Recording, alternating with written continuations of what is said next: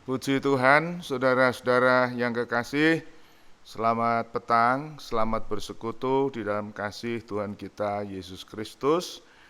Kiranya anugerah damai sejahtera Allah turun atas saudara-saudara sekalian dimanapun saudara berada, baik yang di rumah masing-masing, juga jemaat Tuhan di desa Pojok Sedah, Godan Tawangharjo, Purwodadi, bahkan saudara-saudara yang ikut mengikuti ibadah online pada petang hari ini dimanapun sudah berada. Kami sapa saudara dalam kasih Kristus, kiranya anugerah Allah turun atas saudara semua. Pada petang hari ini kita akan masuk di dalam ibadah PA, sekalipun lewat media sosial, sistem online ini tidak mengurangi bobot daripada firman itu sendiri. Mari saudara, kita akan mohon kemurahan Tuhan. Kita akan memuji Tuhan lebih dulu dengan satu pujian rahmat Tuhan dalam buku Pesalu nomor 52.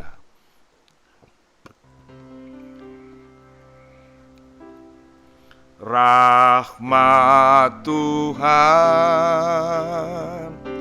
selalu menjadi pujianku, sebab olehnya ku telah dibebaskan.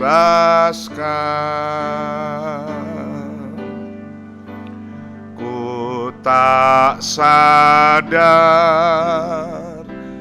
besar kasih-Nya padaku,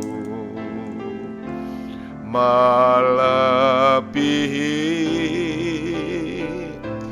tiap kesalahanku. Selamanya ku pandang soljutan, di mana Yesus mati bagiku. Besar rahmat bagiku orang berdosa, jauh melebihi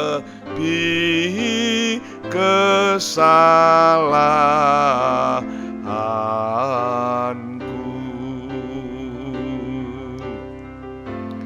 Oleh rahmat Tuhan mengangkat hidupku dari suatu lembah kenistaan,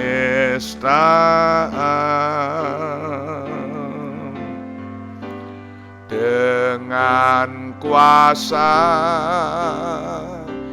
yang menyadarkan diriku, melebihi tiap kesalahanku.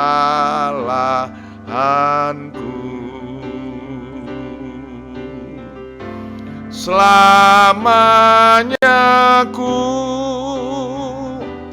akan memandang soljutan, di mana Yesus mati bagiku. Besar rahmat bagiku orang berdosa, jauh melebihi kesalahanku. Saudara-saudara, kalau kita ada sebagaimana kita ada saat ini, dan kita boleh berada di hadirat Tuhan, mendapatkan kemurahan untuk dapat mendengar firman. Ini adalah rahmat Tuhan. Dan oleh rahmat itulah kita diangkat dari kehidupan yang sia-sia, dari lumpur rawa dosa. Kita dijadikan miliknya. Sebab itu bila petang hari ini kita mau masuki di dalam ibadah ini dengan rasa syukur, menghargai kemurahan Tuhan. Kita akan nyanyikan sekali lagi referennya daripada pujian ini dan kita akan berdoa.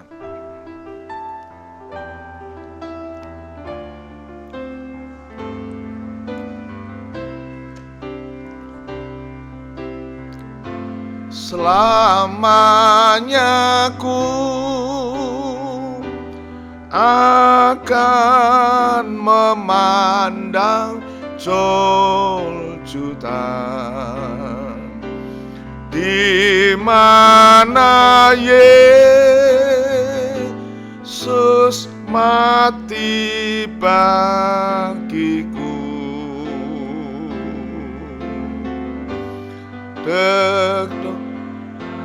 Mat bagiku orang berdosa, jauh melebihi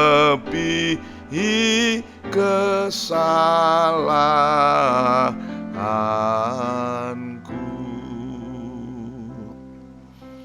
Ya Tuhan, Bapa di dalam sorga, inilah nyanyian pujian kami, nyanyian tentang Golgota Tuhan, di mana rahmat Tuhan dinyatakan.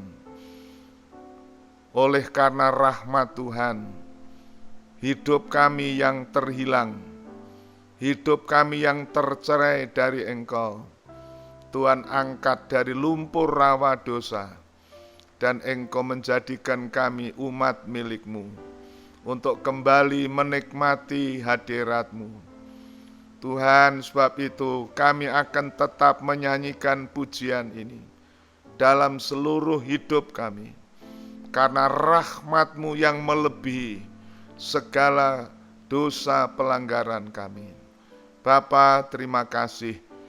Kami bersyukur untuk petang hari ini, oleh rahmat-Mu ini Tuhan, kami boleh menghampiri hadirat Engkau. Amat terlebih pada saat ini, kami boleh kesempatan duduk diam di bawah kaki Tuhan untuk mendengarkan perkataan-Mu, mendengarkan firman-Mu. Ada satu bagian yang terbaik yang Tuhan sudah nyatakan, seperti yang Engkau nyatakan kepada keluarga Betani di Betania, yaitu Marta dan Maria, bahwa bagian yang terbaik adalah duduk di bawah kaki Tuhan, mendengarkan firman-Mu. Sebabnya Tuhan, kami mohon kemurahan Tuhan petang hari ini, berkati seluruh jemaat-Mu, anak-anak Tuhan yang dengan tekun dan setia mengikuti pemberitaan firman Tuhan ini. Kiranya Tuhan Engkau nyatakan belas kasihan Tuhan. Kami percaya firman-Mu sanggup menolong kami. Sepatah kata firman-Mu merupakan jawaban dalam tiap-tiap kehidupan kami dan pertolongan pada setiap masalah yang kami hadapi. Terima kasih Tuhan. Urapi hamba-Mu petang malam hari ini, dan juga berkati seluruh peralatan yang kami pergunakan dalam rangka ibadah online ini. Baik itu alat-alat elektronik, jaringan internet, dan jaringan aliran listrik dan sebagainya. Biarlah kiranya nama Tuhan yang dipermuliakan. Segala puji bagi Tuhan.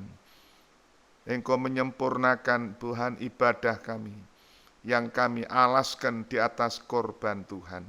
Di dalam nama Tuhan Yesus Kristus, kami mohon doa kami. Haleluya. Amin. Puji Tuhan, saudara-saudara sekalian. Petang hari ini kita mau melanjutkan pelajaran kita atau pemeriksaan kita firman Tuhan dalam surat Tesalonika yang pertama. Sebagaimana saudara berulang saya menyampaikan bahwa kita patut untuk merenungkan firman Tuhan di dalam surat Tesalonika ini karena sungguh-sungguh satu berkat yang indah. Kita akan melihat di sana bagaimana Tuhan itu begitu rupa, saudara, berkuasa untuk memelihara umatnya di tengah-tengah aniaya, di tengah-tengah tindasan, dengan kuasa firman. Ya, firman itu sendiri, saudara, yang berkuasa menggembalakan dan memelihara kami. Saudara, petang hari ini kita akan lanjutkan, yaitu surat Tesalonika pasal yang kedua atau 1 Tesalonika pasal 2. Kita akan membaca mulai ayat yang keempat, saudaraku ya. Yang lalu kita sudah membaca ayat yang ke-1 sampai ayat yang ketiga. Tetapi petang hari ini kita akan lanjutkan, walaupun masih ada kaitannya, saudara ya. Mungkin saya baca mulai ayat yang ketiga sekali lagi, sampai ayat berikutnya. Demikian firman Tuhan. Sebab nasihat kami tidak lahir dari kesesatan atau dari maksud yang tidak murni, dan juga tidak disertai tipu daya.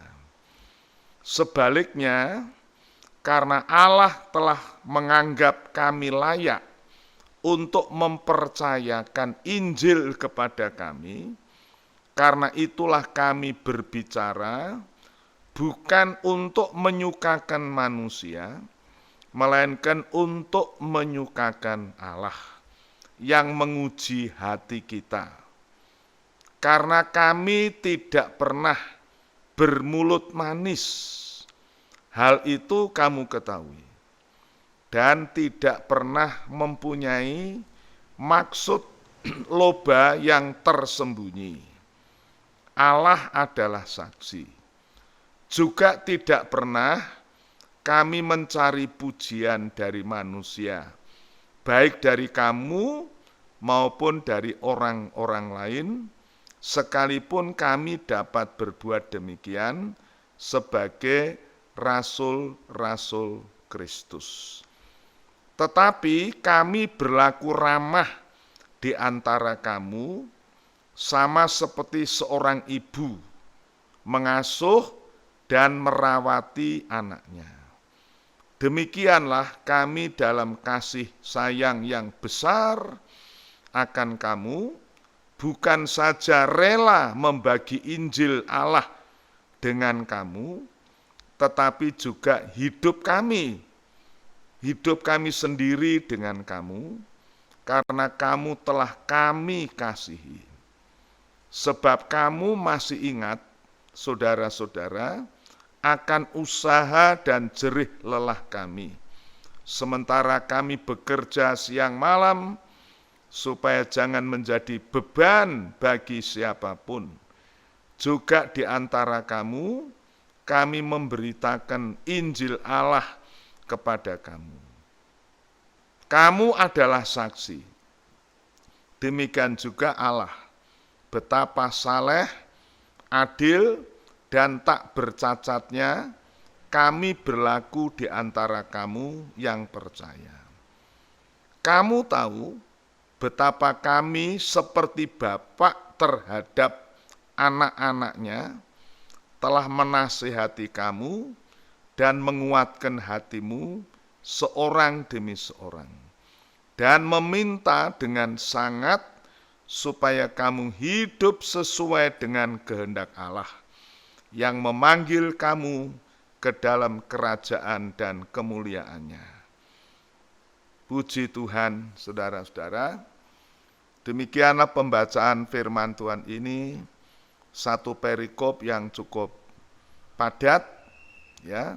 Tetapi saya ingin menyampaikan kepada saudara, dari perikop ini kita akan melihat satu sosok hamba Tuhan, atau dengan bahasa yang keren itu ya profil, ya.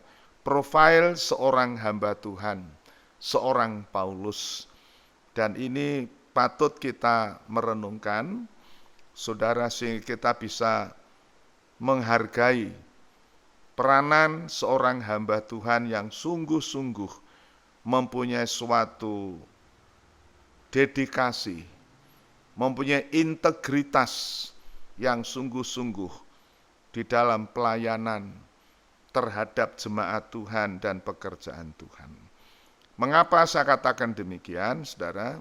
Karena Rasul Paulus meskipun mengalami hambatan, bahkan mengalami aniaya di Tesalonika, tetapi dia dengan setia dan dengan dikatakan dalam yang ayat yang lalu dikatakan dalam perjuangan yang berat, dia berusaha untuk memberitakan Injil. Kenapa begitu, saudara? Karena Rasul Paulus sendiri pernah mengajar atau pernah memberi pesan kepada anak rohaninya bernama Timotius. Timotius itu seorang hamba Tuhan junior, hamba Tuhan muda, yang dipercaya oleh Paulus untuk melanjutkan pelayanannya di Efesus. Nah, dalam surat Efesus atau dalam jemaat Efesus itu merupakan jemaat yang orang-orang senior, saudara, orang-orang dewasa rohani dan juga lebih senior daripada Timotius. Dan saudara dapat menggambarkan, membayangkan bahwa tidak mudah seorang muda belia seperti Timotius itu yang menjadi gembala sidang untuk orang-orang dewasa, orang-orang tua secara jasmani tetapi juga secara rohani. Tetapi Paulus pesan kepada Timotius dalam 2 Timotius 4 ayat 1, 2 sampai 3, Paulus berkata, di hadapan Allah dan di hadapan Kristus Yesus, aku berpesan kepadamu. Siap sedialah, baik atau tidak baik waktunya, beritakanlah firman itu. Nyatakan apa yang salah, tegur dan nasihati dengan lemah lembut dalam pengajaran firman. Saudara, jadi Paulus ingatkan kepada muridnya, anak rohaninya, supaya sebagai hamba Tuhan, kita harus siap sedia memberitakan firman, baik atau tidak baik waktunya. Dan saudara, saya sebagai seorang hamba Tuhan, merasa firman Tuhan itu merupakan pesan yang khusus bagi saya. Kita harus siap sedia baik atau tidak baik waktunya. Kalau saudara ingatkan atau sadari keadaan saat ini boleh dikatakan waktu yang tidak baik.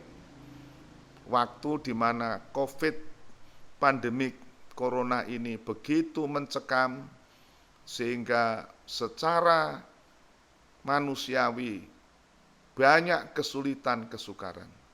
Melaksanakan ibadah tidak bisa secara onsite atau secara langsung.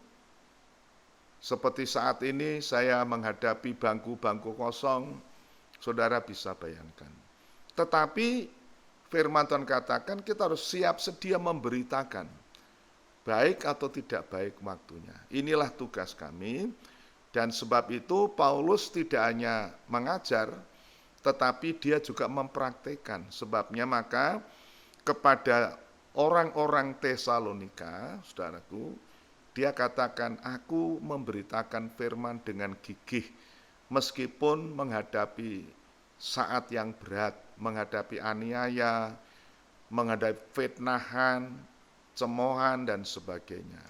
Dia dikatakan mengacaukan negeri dengan ajarannya dan sebagainya. Tetapi Paulus tidak mundur, karena dia bilang baik atau tidak baik waktunya, dia tetap mengajarkan firman. Nah, alasan pertama tadi di dalam ayat yang ketiga itu, saudaraku ya, dikatakan bahwa nasihat kami itu bukan dari kesesatan, ya, tetapi dia menyatakan kebenaran, ya.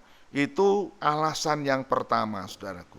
Mengapa Paulus dengan berapi-api dan dengan begitu gigih memberitakan firman Tuhan? Karena dia katakan bahwa yang kami sampaikan, nasihat kami itu, nasihat ini bukan nasihat secara kemanusiaan atau perkataan biasa, tetapi yang dimaksudkan nasihat itu firman.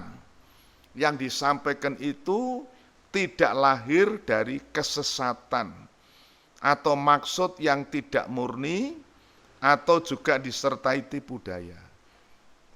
Paulus tidak ada niat memanipulasi berita firman Tuhan untuk mencari keuntungan. Dia semata-mata ingin memberitakan kabar baik, kabar keselamatan bagi orang-orang bukan Yahudi atau orang-orang kafir yang tadinya tercerai dari Allah. Sebab dia katakan dalam Roma pasal 1 ayat 16, aku yakin akan Injil, itu ada kuasa untuk menyelamatkan orang yang mau percaya. Puji Tuhan.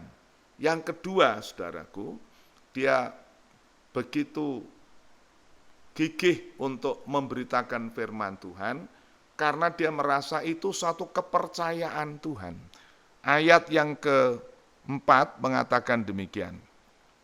Sebaliknya, karena Allah telah menganggap kami layak untuk mempercayakan Injil kepada kami. Saudaraku, jadi ini suatu amanat kepercayaan Tuhan kepada Paulus. Jadi Paulus merasa dipercaya oleh Tuhan untuk menyampaikan kabar baik.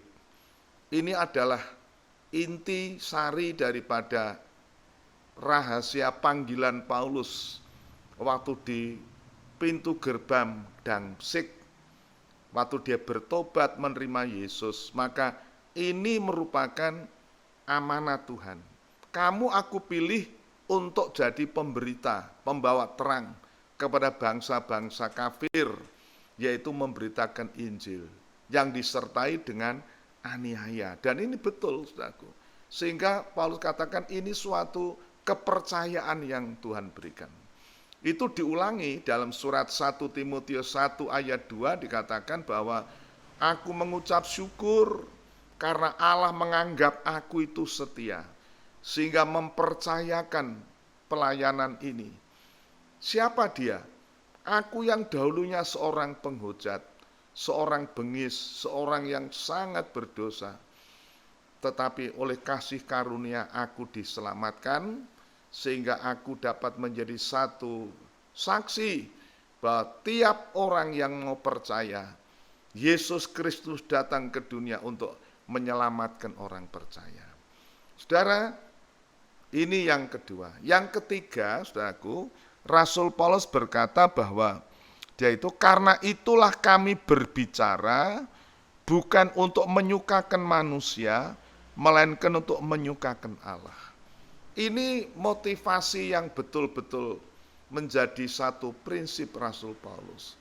Dia memberitakan Injil bukan untuk menyenangkan manusia, supaya dipuji, supaya dihormati, supaya ya mendapatkan satu respek, tidak. Walaupun dia punya berita, khotbahnya mungkin tidak diterima, dia tidak menjadi masalah. Karena dia tidak ingin menyenangkan manusia. Dia ingin menyenangkan hati Allah. Dalam 1 Korintus 2 ayat 4 dan 5 mengatakan, aku datang tidak dengan kata-kata hikmat yang meyakinkan, ya, tetapi dia hanya percaya kepada kuasa Roh Kudus. Saudara, ini kalimat penting. Bagi seorang hamba Tuhan, bagi saya, ini justru menjadi satu dorongan yang kuat. Supaya menyampaikan firman Tuhan bukan untuk menyenangkan jemaat, bukan untuk menyenangkan manusia. Ya, dan ini terus terang ini seringkali menjadi motivasi yang menggoda pengkhotbah-pengkhotbah untuk menyampaikan berita yang menyenangkan telinga, yang menyenangkan pendengar. Tetapi seperti tadi saya kutip di dalam 2 Timotius 4 ayat 2, 3, dan 4 itu, akan tiba waktunya di mana orang tidak mudah menerima ajaran yang sehat. Yang sehat bagaimana? Yaitu yang menyatakan kesalahan, yang bisa menemplak, menegur, atau mungkin bisa menyatakan kekeliruan-kekeliruan dan menasihatkan. Saudara, firman Tuhan yang seperti ini memang tidak bisa menyenangkan manusia. Dan banyak orang nanti akan terjadi, banyak orang tidak senang, berpaling daripada ajaran yang sehat ini, dan berpaling kepada dongeng-dongeng. Mereka memang memanggil pengkhotbah, guru-guru, tetapi yang menurut pesan sponsor, menyenangkan telinganya. Temanya sudah ditentukan. Saudara, tetapi kita melihat profil Rasul Paulus bukan begitu. Dia ingin menyampaikan kebenaran firman, karena dia yakin firman yang disampaikan itu bukan ajaran sesat. Juga tidak ada maksud-maksud tersembunyi untuk mencari keuntungan pribadi. Saudara, jadi prinsipnya Paulus, dia ingin menyenangkan Allah. Dia juga bersaksi kepada jemaat di Galatia.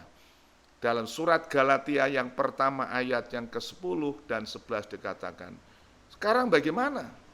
Aku mau menyenangkan manusia atau Allah? Dia katakan, kalau aku menyenangkan manusia, aku bukan hamba Kristus. Dia itu hamba Kristus.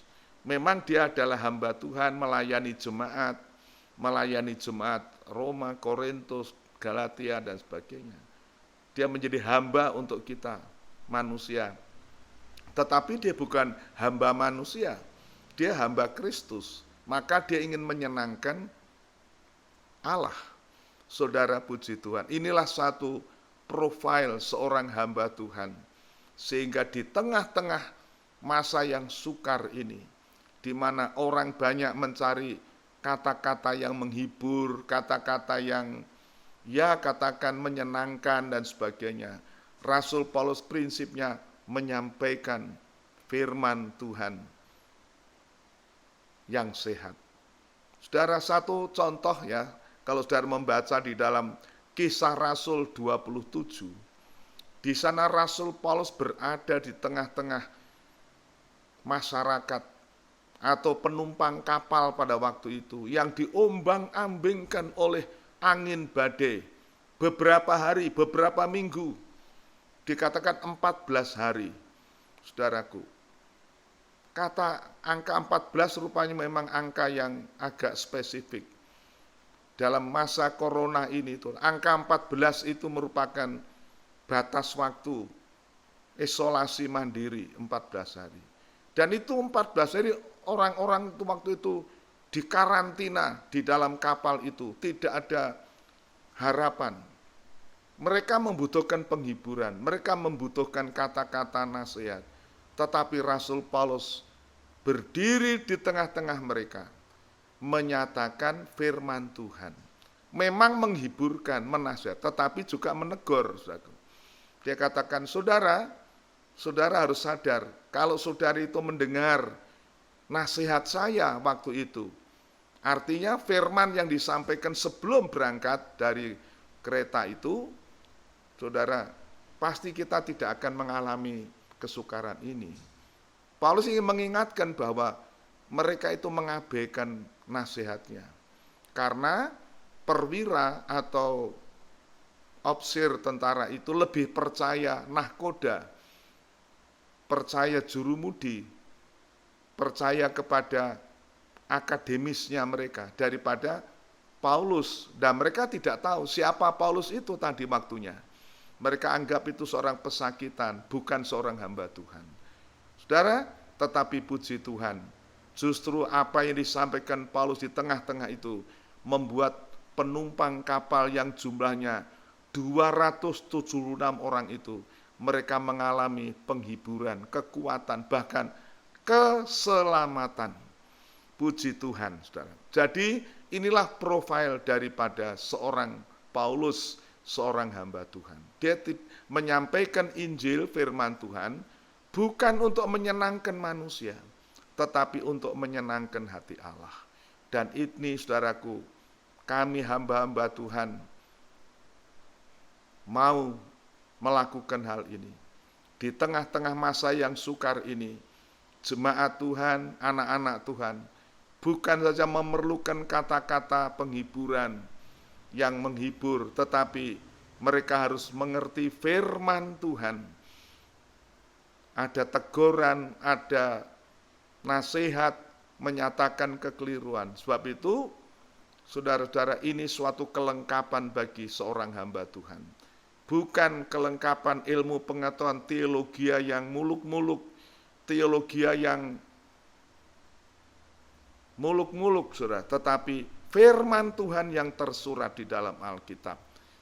Dalam 2 Timotius 3 dikatakan bahwa Alkitab, firman yang diilhamkan itu bermanfaat untuk mengajar, untuk menyatakan kesalahan, untuk mengajarkan kebenaran, memperbaiki kelakuan. Dengan demikian, seorang hamba Tuhan diperlengkapi dengan firman Allah yang tertulis. Puji Tuhan, saudaraku. Itulah yang saya sebutkan sebagai profil seorang hamba Tuhan. Tidak menyenangkan manusia, tapi menyenangkan hati, yang menguji hati kita. Saudara, puji Tuhan. Kemudian dalam ayat yang ke-5, 1 Tesalonika 2 ayat 5 mengatakan, karena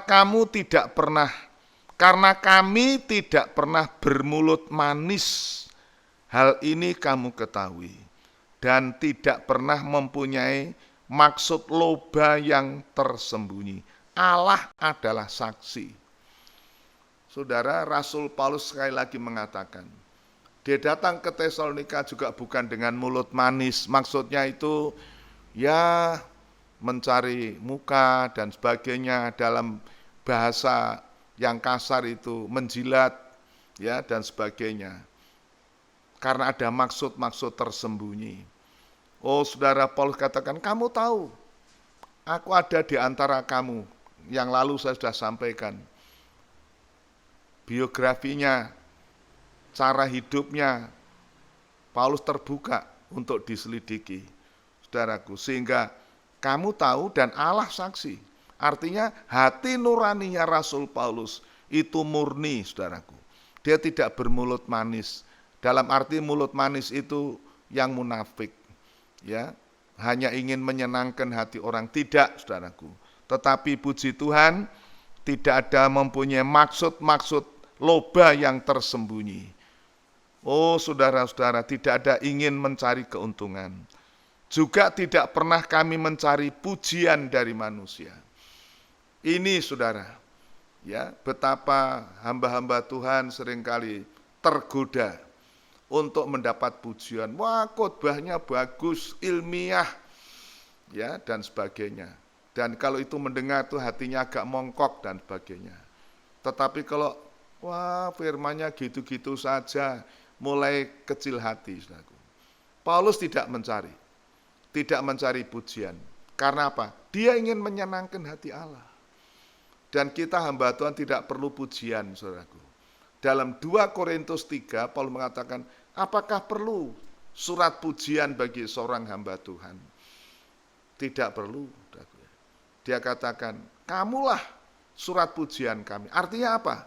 Hasil pelayanan jemaat yang dimenangkan Paulus itulah surat terbuka. Artinya apa?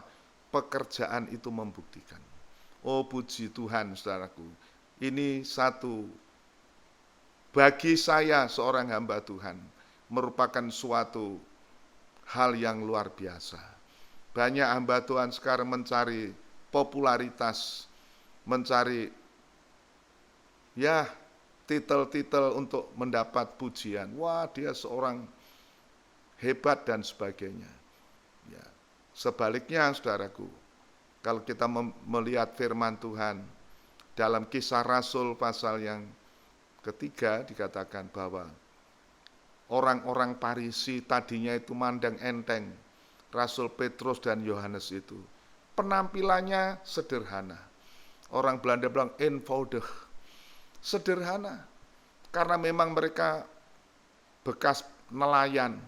Ya, mungkin bahasanya juga tidak terlalu halus, tidak mulut manis, bahasanya mungkin kasar. Maklumlah orang-orang bekas nelayan. Dengan tegas, aku tidak punya emas, tidak punya perak. Aku ini sederhana, tetapi aku punya Yesus. Terus terang, saudaraku. Maka orang-orang Farisi mengatakan kagum.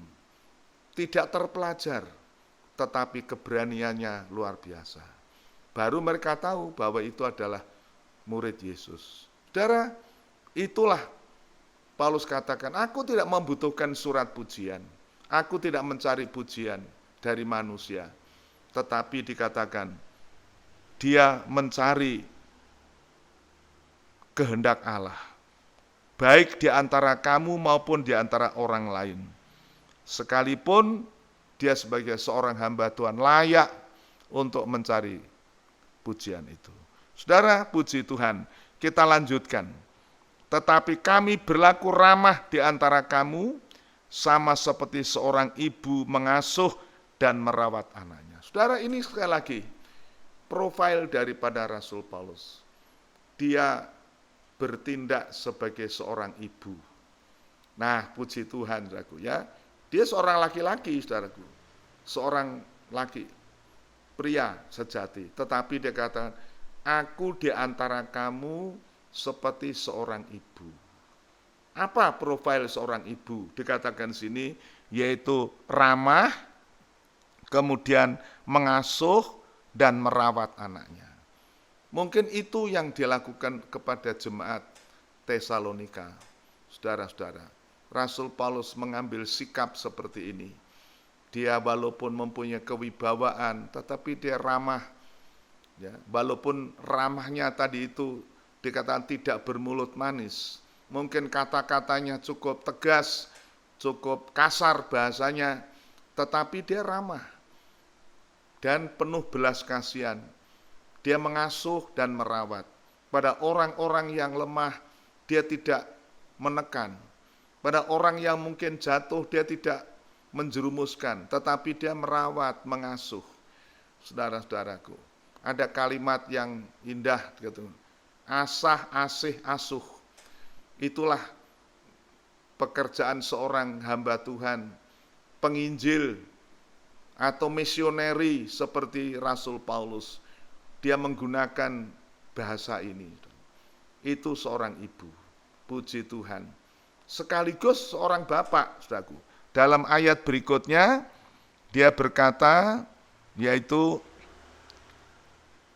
sebab kamu masih ingat, saudara-saudara, bagaimana kami di antara kamu juga sebagai seorang bapak. Dan ayat berikut mengatakan, apa kalau bapak? Kalau ibu itu merawat, mengasuh, ramah, Kemudian kalau Bapak apa? Menasehati dan menguatkan kamu. Maka Paulus tidak henti-hentinya, saudaraku, memberi nasihat kepada jemaat Tesalonika supaya hidup suci, mereka menantikan kedatangan Tuhan, ya. Mereka jangan malas bekerja, nasihat. Tatanya menguatkan, saudaraku. Menguatkan artinya kalau dalam bahasa Jawa itu membimbing dan membombong. Membimbing artinya orang itu mungkin kurang mengerti, dibimbing begini caranya.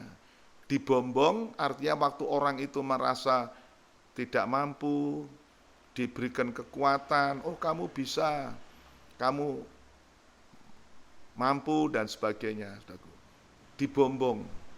Seperti seorang ayah kalau anaknya gagal belajar naik sepeda, jatuh mungkin luka, tidak, oh sih tidak usah belajar lagi, tidak apa-apa, nanti kalau kamu luka bisa lekas bisa naik sepeda. Itu kalimat-kalimat yang kami dengar pada waktu saya masih kecil belajar naik sepeda. Dibombong, saudaraku, dibesarkan hatinya. Itulah Paulus katakan, saudaraku, kepada seorang muda yang dikatakan tadi Timotius itu pemalu, seorang merasa minder, dia kata, kamu jangan takut, jangan dipermudahkan karena kamu muda. Biarlah kobarkan kasih karunia Allah di antara kamu. Karena kamu mempunyai karunia Roh Kudus. Roh yang di dalam kamu bukan roh penakut, tetapi roh yang membangkitkan kekuatan. Itu bombongan, saudara. Ya, Timotius mungkin merasa minder karena melayani jemaat yang besar di Efesus, tetapi dia bombong. Kamu bisa, kamu mampu, kamu mempunyai karunia Allah. Saudara, puji Tuhan. Jadi peranan Rasul Paulus, seorang ibu, dia mengasihi kepada orang-orang yang lemah, yang rohaninya mungkin belum dewasa, dia nasihati, dia rawat, dia asuh. Tetapi satu kalimat yang ada di dalam ayat itu mengatakan, aku berlaku kasih sayang yang besar. Dia katakan apa? Bukan saja rela membagikan Injil keselamatan, tetapi hidup kami serahkan bagi kamu. Wah, ini luar biasa, saudaraku. Ya, orang kalau merasa sebagai pengajar, penginjil, pokoknya yang penting aku sudah beritakan Injil, kamu percaya ya terserah, tidak percaya karmu dewe. Sudah, tidak. Paulus mengatakan, aku tidak hanya membagikan Injil keselamatan, tetapi hidup kami. Maksudnya apa? Hidupnya diberikan untuk mengabdi kepada jemaat. Dia merawat, mengasuh, saudaraku. Yang lemah dikuatkan, yang sakit didoakan. Saudara, ini luar biasa. Sebab itu saya sebutkan ini profil seorang Paulus, seorang hamba Tuhan. Oh, luar biasa. Sungguh tidak mudah, saudara, seperti ini. Saya sebagai seorang hamba Tuhan yang sudah cukup lama melayani, saya merasa belum bisa seperti ini. Tetapi ini satu nasihat yang baik. Bagaimana seorang hamba Tuhan itu, seorang ibu sekaligus seorang ayah. Ibu dikata ramah terhadap jemaat, merawat, mengasuh, dan juga rela membagi hidupnya. Saya akan membacakan ayat itu ya, saudaraku ya. Ayat itu di dalam ayat yang ke-9 mengatakan, ayat yang ke-8, demikianlah kami dalam kasih sayang yang besar akan kamu, bukan saja rela membagi Injil Allah dengan kamu, tetapi juga hidup kami sendiri dengan kamu. Saya ulangi, saudara ya. Kamu tahu bukan saja rela membagi Injil Allah dengan kamu, tetapi juga hidup kami sendiri dengan kamu karena kamu telah kami kasihi. Saudara, ini jiwa seorang hamba Tuhan. Bukan saja memberitakan Injil, ya, keselamatan, tetapi hidupnya diabdikan untuk melayani, merawat mereka yang sakit, merawat yang lemah, dan sebagainya. Oh saudara-saudara, sungguh ini luar biasa. Saya justru merasa malu dengan ayat ini, karena seringkali kami hamba-hamba Tuhan merasa sudah selesai mengkhotbah, selesai menyampaikan firman Tuhan. Kamu percaya ya karepmu, rak percaya ya karepmu. Bukan, tetapi Paulus tetap mendoakan. Dalam surat-suratnya, aku berdoa supaya Allah mengaruniakan kamu roh hikmat dan wahyu, supaya kamu bisa mengenal Tuhan dengan benar, mengenal kasih Kristus, sehingga seperti di dalam 1 Korintus 3 dikatakan, aku menanam, menyiram. Menyiram dengan apa? Dengan air mata doa, saudaraku. Inilah pergumulan hamba Tuhan itu, saudara-saudara. Sebab itu dia katakan dalam Ibrani pasal 13 ayat 7 dan 17, kamu harus menghormati orang-orang yang memberitakan firman seperti ini. Dia berjaga-jaga untuk kamu. Dia berdoa untuk kamu. Firman yang diberitakan tidak hanya selesai, tetapi didoakan supaya jemaat itu bisa menjadi jemaat yang dewasa. Sempurna dikatakan. Ayat yang terakhir saya akan membacakan saudara-saudara semua, yaitu pada ayat yang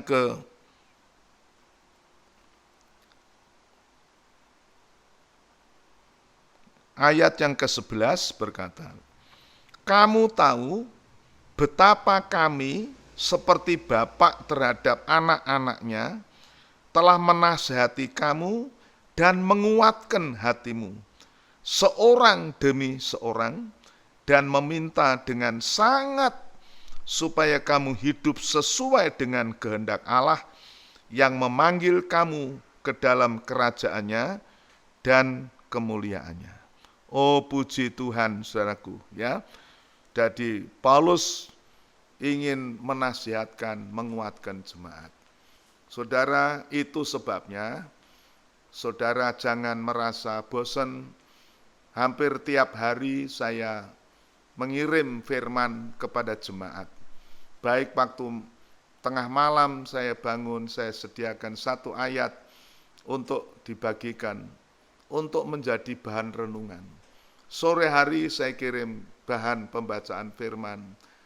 Tujuan saya apa, saudaraku? Tujuan saya seperti ini.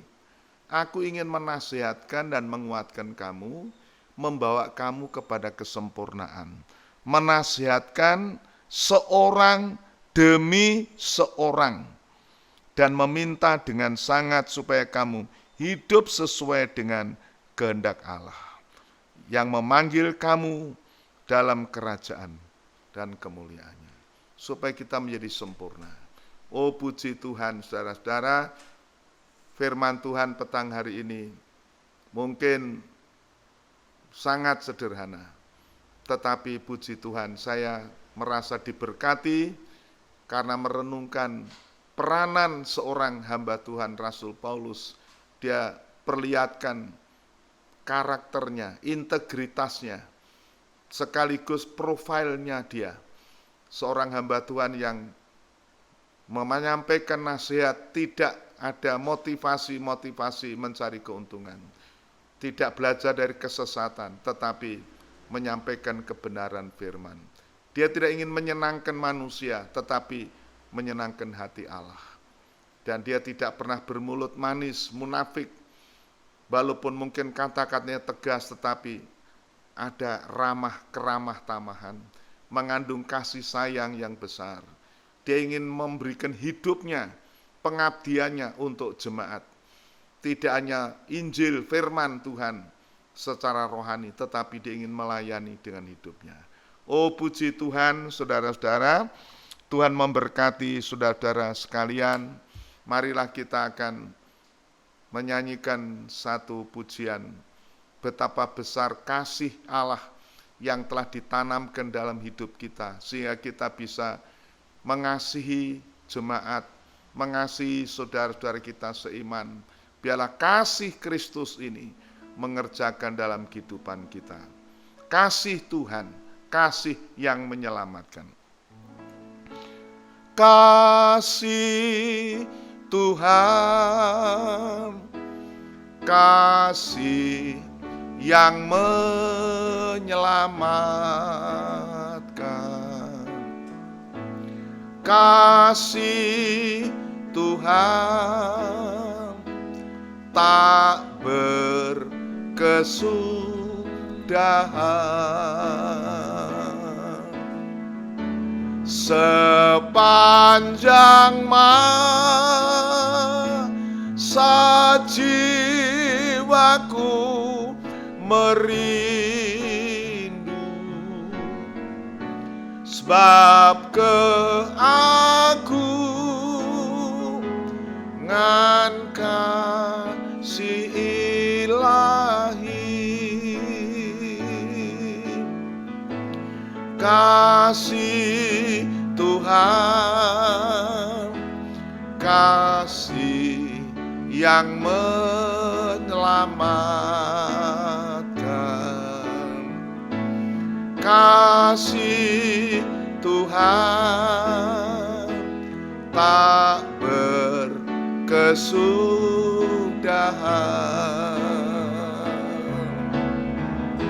Sepanjang masa jiwaku merindu, sebab keagungan kasih ilahi. Saudara-saudara, mungkin ada satu pertanyaan. Bagaimana Paulus bisa menjadi seorang hamba Tuhan? Dia seorang tadinya ganas, seorang yang kejam, seorang yang bengis menganiaya jemaat Tuhan. Tetapi bisa berubah begitu rupa. Bisa mengasihi jemaat, merawat, mengasuh.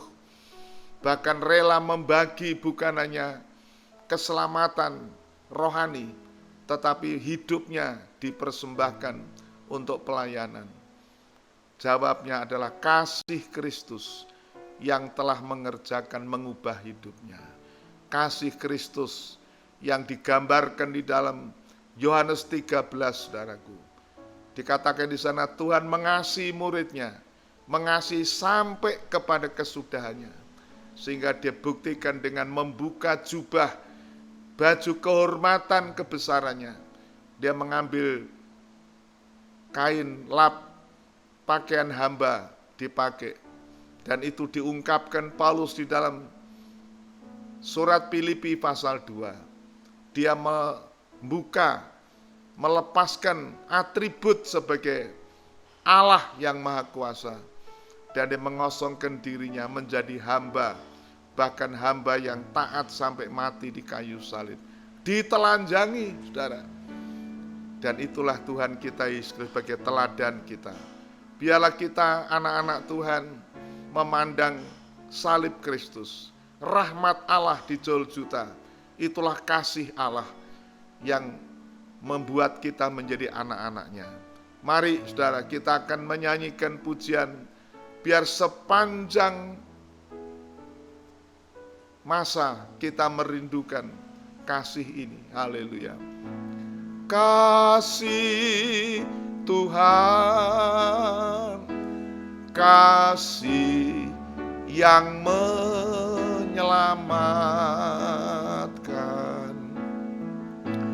Kasih Tuhan tak berkesudahan. Sepanjang masa jiwaku merindu, sebab keagungan kasih ilahi, kasih Tuhan,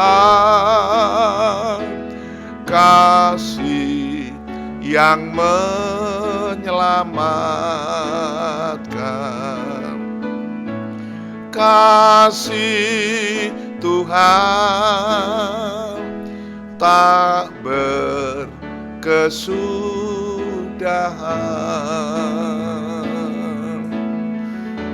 Sepanjang masa jiwaku merindu, sebab keagungan kasih ilahi. Sepanjang masa jiwaku merindu, sebab keagungan kasih ilahi. Ya Tuhan Bapa di dalam sorga, inilah nyanyian pujian kami sebagai kerinduan kami, seruan jiwa kami. Kami rindu Tuhan memiliki kasih seperti kasih-Mu, kasih yang agape, kasih yang ilahi, kasih yang rela melepaskan atribut-atribut kebesaran untuk rela menjadi hamba, bahkan untuk melayani murid-murid-Mu, mencuci kaki. Sebab itu Tuhan, petang malam hari ini kami bersyukur untuk firman Tuhan. Dalam surat Tesalonika 2, kami belajar tentang sosok hamba Tuhan, profil hamba Tuhan dalam kehidupan Rasul Paulus. Oh Tuhan, banyak nasihat yang kami peroleh. Kami sebagai hamba-Mu merasa malu karena apa yang dikemukakan Rasul Paulus belum banyak terjadi dalam kehidupan kami. Kami seringkali masih mementingkan diri. Kami masih seringkali mengharapkan pujian yang sia-sia, bahkan mencari keuntungan-keuntungan, baik keuntungan moral maupun keuntungan material. Tuhan, ampunilah kami hamba-hamba-Mu, tetapi malam ini kami mendengar firman Tuhan. Kami rindu Tuhan, kiranya kasih-Mu mengerjakan dalam hidup kami. Tuhan, terima kasih, dan kiranya jemaat-Mu boleh berkat lewat firman Tuhan ini, firman penggembalaan, firman yang menunjukkan kasih sayang Tuhan bagi jemaat-Mu, supaya mereka menjadi sempurna, sama seperti Engkau sempurna. Mereka hidup menurut kehendak dari Allah. Tuhan, terima kasih. Kiranya Tuhan, Engkau yang akan menyempurnakan pelayanan kami pada malam hari ini. Kami menyadari pelayanan kami banyak kekurangan, cacat celah Tuhan, tetapi seperti Rasul Paulus hamba-Mu dalam 1 Korintus 2 ayat 4 dan 5. Kiranya kami hanya berharap bersandar kepada Roh Kudus, supaya iman jemaat-Mu tidak tergantung kepada hikmat kekuatan manusia, tetapi pada kuasa Allah. Kami tidak berkata-kata dengan hikmat yang meyakinkan, tetapi hanya berharap kepada Roh Kudus yang berbicara lebih jauh. Tuhan, berkati jemaat-Mu, baik yang ada di dalam ruangan gereja ini, yang ada di rumah masing-masing, orang tua dan anak yang dengan tekun mendengarkan firman Tuhan. Urapi dan berkati, bahkan jiwa-jiwa yang jauh di tempat yang lain, yang terpisah, tapi sempat mendengarkan berita firman ini. Tuhan, berkati mereka. Sekarang Bapa, kami menyerahkan seluruh jemaat-Mu untuk kembali ke dalam kondisi semula Tuhan. Berkati mereka dalam hidup, nikah, rumah tangga, dalam pekerjaan di masa yang sukar ini. Kami juga mohon Tuhan berkati mereka. Kiranya anugerah damai sejahtera turun atas mereka semua. Segala puji, hormat, kemuliaan bagi Tuhan. Dan kiranya nama Tuhan ditinggikan, dipermuliakan. Sampai Maranatha, Tuhan datang di awan yang permai. Di dalam nama Tuhan Yesus Kristus, kami mohon doa kami. Haleluya. Amin. Selamat malam saudara-saudara sekalian. Sampai berjumpa pada kesempatan yang akan datang. Puji Tuhan.